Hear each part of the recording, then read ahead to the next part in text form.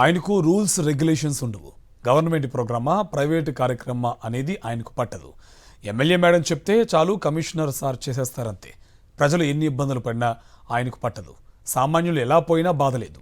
కడప నగరం మొత్తం చెత్తమయంగా మారిపోతున్నా MLA madam చెప్పిన మాటే ఆయనకు వేదవాక్కు.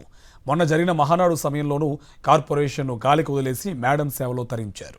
కడప కార్పొరేషన్ కమిషనర్ మనోజ్ రెడ్డికి రూల్స్ అంటే మహా చిరాకు. కడప ఎమ్మెల్యే మాధవిరెడ్డి నోటి నుంచి వచ్చిన మాటే ఆయనకు రూల్. టీడీపీకి సంబంధించిన మహానాడు కడపలో నిర్వహిస్తే గత 10 రోజుల నుంచి కార్పొరేషన్ సిబ్బంది మొత్తాన్ని అక్కడే పనులు చేయించాడు. చివరికి మహానాడు అయిపోయిన తర్వాత కూడా క్లీనింగ్ పేరుతో 800 మంది పారిశుద్ధ్య కార్మికులకు డ్యూటీలు వేశారు. పోనీ మహానాడు జరిగిన ప్రాంతం కార్పొరేషన్ పరిధిలోకి వస్తుందా అంటే అది కాదు. ప్రభుత్వ కార్యక్రమం అంతకన్నా కాదు. మహానాడు సేవలో గత 10 రోజులుగా కార్పొరేషన్ అధికారులు సిబ్బంది ఉండగా కడప నగరంలో ఎక్కడి చెత్త అక్కడే పేరుకుపోయింది.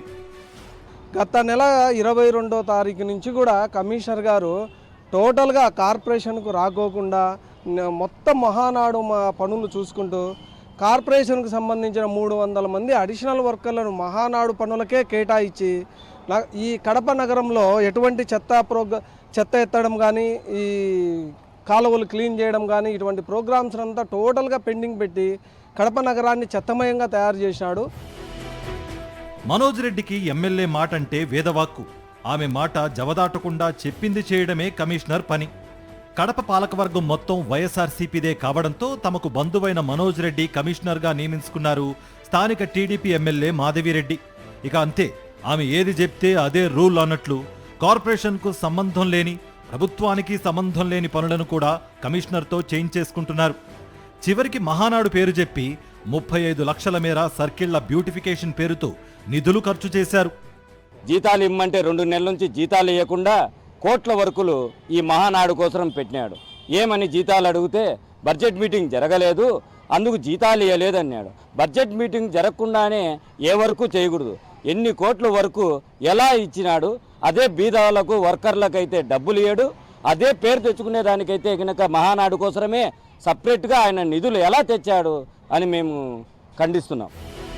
అసలు మహానాడు అనేది ప్రైవేట్ కార్యక్రమం అయినప్పుడు మున్సిపల్ సిబ్బందిని ఎలా కేటాయించారని మున్సిపల్ కమిషనర్పై మండిపడుతున్నారు ప్రజలు. కడప నగరం మొత్తం చెత్తా చెదారంతో నిండిపోయినా కనిపించడం లేదా అని ప్రశ్నిస్తున్నారు. కడపలో మనకు ఎక్కడ చూసినా కూడా ఎక్కడ చెత్త అనేది ఏర్పడిపోయింది. ఈ వర్కర్స్ ఇక్కడ లేరు కాబట్టి ఈ వర్కర్స్ని డైవర్ట్ చేసి మొత్తం పబ్బాపురం ఏరియాలో అక్కడ పెట్టేశారు.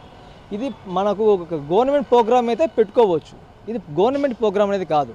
ఇది ఒక ప్రైవేట్ ప్రోగ్రామ్, అంటే వాళ్ళ పార్టీకి సంబంధించినటువంటి ప్రోగ్రామ్ కాబట్టి. తన సొంత పార్టీ కోసం చంద్రబాబు వద్ద మార్కులు కొట్టేసేందుకు కార్పొరేషన్ను నిబంధనలకు విరుద్ధంగా ఇష్టారీతిన వాడేసుకున్నారు మాధవిరెడ్డి. నిత్యం స్వచ్ఛ కడప అంటూ వార్డుల చుట్టూ తిరిగి ప్రసంగాలిచ్చే ఎమ్మెల్యే మాధవిరెడ్డికి ఇప్పుడు కడప నగరంలో పేరుకుపోయిన చెత్తా చెదారం కనిపించడం లేదా అని ప్రజలు ప్రశ్నిస్తున్నారు.